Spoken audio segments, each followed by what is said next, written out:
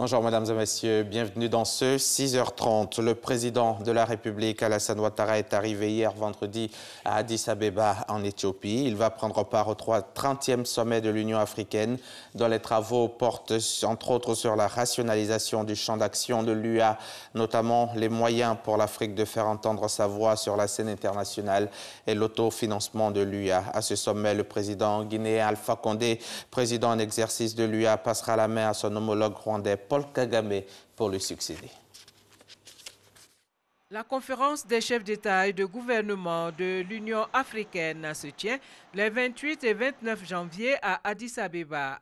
Le président de la République, Alassane Ouattara, accompagné d'une forte délégation, est arrivé à l'aéroport international de Bolé aux environs des 18h30 heure locale, 15h30 GMT, pour prendre part à ce 30e sommet consacré à la lutte contre la corruption, une voie durable pour la transformation de l'Afrique. C'est un sommet important par l'ordre du jour, mais également par le fait que c'est un concitoyen de l'Afrique de l'Ouest qui a présidé le sommet pendant une année et qui termine son mandat, le président Alpha Condé de Guinée.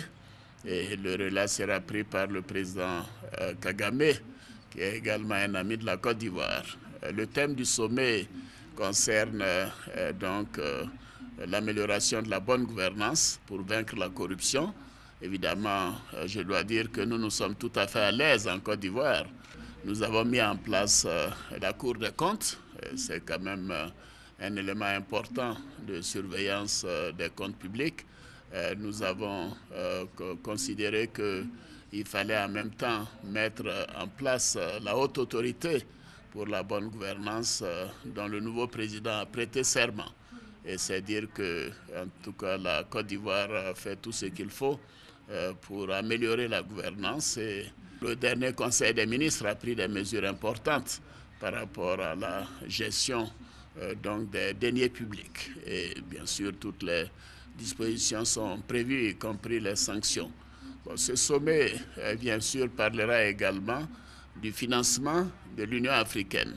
Et bien sûr, au plan international, vous connaissez la place de la Côte d'Ivoire. Nous sommes maintenant membres non permanents du Conseil de sécurité des Nations Unies, représentant donc le continent africain, avec la Guinée équatoriale et l'Éthiopie.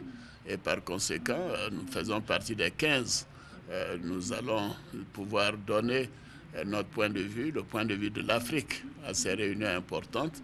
Et la Côte d'Ivoire vient d'être honorée également avec la désignation d'un de nos concitoyens comme président de la commission de la CEDEAO.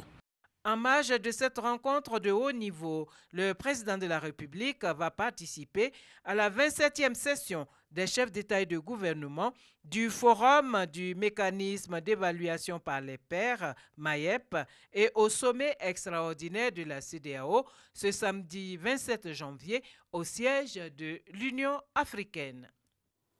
C'est un reportage signé Awa Touré. Le Premier ministre, lui aussi, est en mission hors de la Côte d'Ivoire. Amadou Gon Coulibaly a échangé avec Tony Blair et Aliko Dangote qui annoncent qu'ils seront bientôt en visite, ici même en Côte d'Ivoire.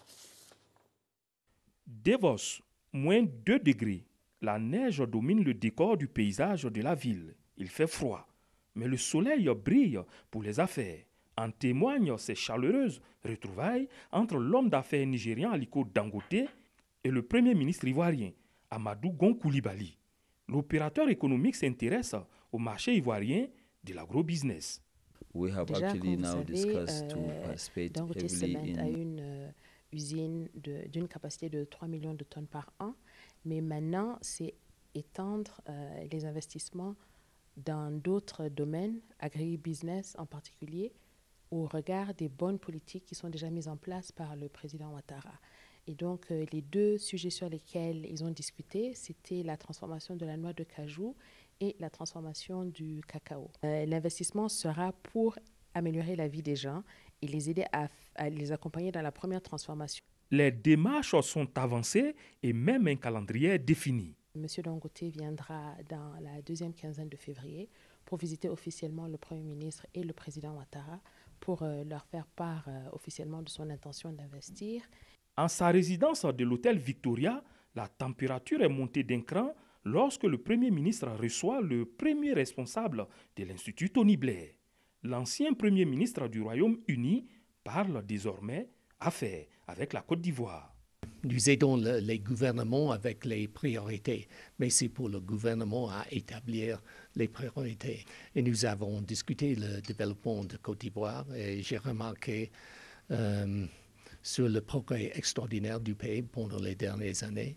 Et j'ai discuté comment mon institut peut avoir un partenariat avec le gouvernement pour les aider dans tout ce qu'ils veulent faire. Il est séduit par les signaux que la Côte d'Ivoire envoie au monde politique et économique.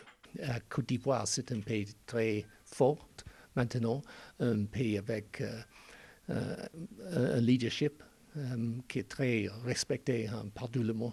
Après les salles de conférence et de panel, une journée bien remplie pour le Premier ministre qui note d'ailleurs l'intérêt que porte le milieu économique à la Côte d'Ivoire. Les politiques économiques qui sont menées donc, sous le leadership du président Alassane Ouattara inspirent confiance donc, au secteur privé, inspirent confiance à la communauté internationale, inspirent confiance à tous ceux qui veulent investir. Notre rôle donc, est d'être en contact donc, avec eux, de les assurer que toutes les conditions donc, seront réunies pour leur permettre d'investir dans notre pays. Et le but ultime est de créer donc, des emplois. Il peut alors conclure sur la qualité de la moisson. Elle est très bonne. C'est donc avec satisfaction et l'espoir de réaliser tous ces projets économiques et sociaux que la délégation ivoirienne est partie de la ville de Davos. Reportage Adama Koné. Un accord commercial de 500 autobus neufs a été signé dans la capitale française entre la société de transport abidjanais et le groupe Iveco. Le groupe français va offrir à l'État ivoirien à travers la Sotra de nouveaux types d'autobus pour le transport des populations du district d'Abidjan.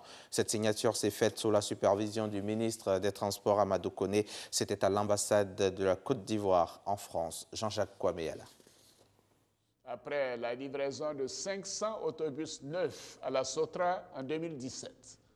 Nous poursuivrons nos efforts sur la période 2018-2020 au rythme de 500 nouveaux bus par an. Cette promesse du chef de l'État, dans son message à la nation, se concrétise. À Paris, un accord commercial a été signé ce 22 janvier entre la Sotra, Société des transports abidjanais, et le groupe Iveco. L'accord porte sur 500 autobus neufs. La particularité est que ces autobus sont moins polluants pour l'environnement et roulant avec du gaz. Une façon pour la Côte d'Ivoire de s'inscrire dans la politique du respect des engagements de l'accord de Paris. Une solution concrète avec des véhicules plus silencieux, des véhicules moins polluants, qui n'émettront pas de particules. Et ça, c'est un choix stratégique et un choix emblématique parce que Abidjan se positionne comme un leader au niveau de l'ensemble du continent africain. Le ministre des Transports, Amadou Koné, présent à cette signature de convention, s'est réjoui de cette initiative qui viendra améliorer les conditions de transport des populations abidjanaises. Amadou Koné soutient qu'en plus de la livraison des autobus, le groupe français va monter à Abidjan une unité de montage des minibus. Ce marché existe, les études de marché qui ont été faites donc, démontrent que c'est sur ce segment qu'il faille donc, aller. Et il y a un volet d'industrialisation qui est pris en compte. Et puis, Iveco va nous accompagner à avoir les installations nécessaires donc, pour équiper donc, les bus de système de motorisation donc, à gaz. Les 500 autobus seront livrés avant la fin de l'année 2018. Ce lot sera composé de bus standards et des articulés propres au climat et aux infrastructures routières ivoiriennes. C'est une bonne nouvelle pour les opérateurs de Côte d'Ivoire. Les opérateurs de Côte d'Ivoire, surtout ceux exerçant à la zone industrielle de Yopougon. Bientôt, la fin des travaux de réhabilitation de cette zone. Plus de 90% du taux de réalisation des travaux. C'est le ministre de l'Industrie et des Mines qui l'a annoncé donc, hier après une visite de cette zone considérée comme le poumon industriel du pays. Le reportage est signé Francis Boifo. Les opérateurs économiques et leurs partenaires, les ouvriers, les commerçants et les visiteurs de la zone industrielle de Yopougon se souviennent encore de ces images. Illustration d'une zone industrielle fortement dégradée en 2014.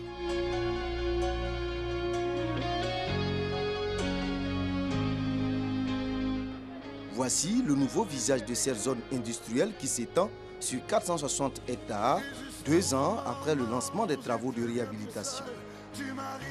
Plus de 90% des travaux réalisés au bénéfice de plus de 400 entreprises installées et plus de 50 000 employés. C'est le ministre de l'Industrie et des Mines qui l'annonce après une visite de terrain. Pour être compétitif, il faut pouvoir avoir accès à du foncier industriel bien équipé avec l'eau, l'électricité, les voiries, les télécommunications. Et donc, c'est ce que nous avons fait. Plusieurs entreprises ont travaillé sur ce projet et aujourd'hui, vraiment, nous sommes très heureux. 24 milliards de francs CFA décaissés pour réhabiliter la zone industrielle de Yopougon. Preuve que le gouvernement est à l'écoute des opérateurs économiques, selon le ministre de l'Industrie et des Mines. Jean-Claude Brou encourage les industriels à s'installer désormais à Akupé-Zegui sur l'autoroute du Nord au PK24. C'est une zone qui fait à peu près 900 hectares. Et donc la première tranche qui a couvert à peu près 62 hectares est pratiquement terminée. Tout a été fait, pratiquement voirie, assainissement, accordement à l'eau, l'électricité. La zone a été divisée. Les entreprises alimentaires ne sont pas proches des entreprises polluantes. Nous avons également innové. Pour la première fois, nous avons une station de traitement des eaux usées. 65 entreprises déjà installées. Le ministre invite les opérateurs économiques à respecter la réglementation concernant les zones industrielles. La campagne nationale de vaccination contre la rougeole et la rubéole a été lancée à Toulepleu, région du Cavali, par la ministre de la Santé et de l'Hygiène publique, Raymond Goudou-Kofi. Cette campagne est entièrement gratuite et se déroule sur tout le territoire national. Plus de 13 millions d'enfants de 9 mois à 14 ans sont attendus du 26 janvier au 4 février 2018. La cérémonie de lancement s'est déroulée en présence de plusieurs membres du gouvernement, d'autorités administratives, élus et cadres de la région et également des acteurs et des partenaires de la santé comme l'OMS, l'UNICEF, l'UNFPA et ONU-SIDA. Le reportage de F. Boué dans nos prochains journaux. L'actualité internationale en bref et en images. Direction le Kenya, la République démocratique du Congo et la Corée du Sud. Le commentaire est assuré par Gabriel Zani.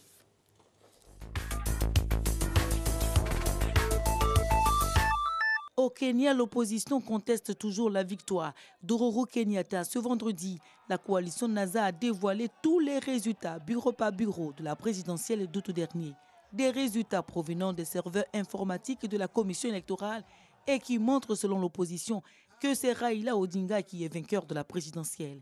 Au Kenya, on attend toujours la prestation de serment de Raila Odinga, une prestation prévue mardi prochain.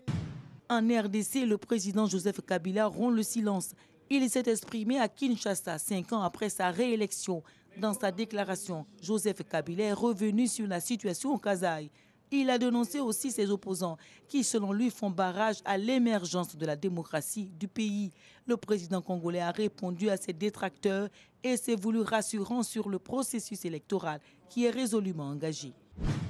Un gigantesque incendie a ravagé ce vendredi un hôpital en Corée du Sud, faisant une quarantaine de morts selon les autorités. Le pire sinistre qu'ait connu le pays depuis une décennie.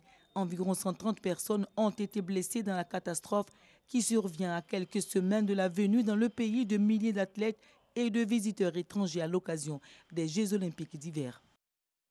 Le reste de l'actualité internationale, c'est en bref. Quelques jours après de nombreuses critiques venues de l'intérieur comme de l'extérieur du pays, suite à la répression des marches des chrétiens qui réclament l'ouverture de l'espace politique, le président congolais Joseph Kabila, vous l'avez vu, s'est adressé aux journalistes à Kinshasa lors d'une conférence de presse et particulièrement ciblé dans le discours du chef de l'État. Les autorités catholiques ainsi que la MONUSCO répondent sur le fond des critiques. Nulle part dans la Bible, Jésus-Christ n'a jamais présidé une commission électorale et sous le vernis donc de l'humour, la critique est cinglante. Joseph Kabila a ainsi tenu à recadrer l'Église catholique. Toujours pas de consensus aux États-Unis entre démocrates et républicains sur la question de l'immigration. Les démocrates, de même que certains républicains, ont rejeté les propositions de Donald Trump.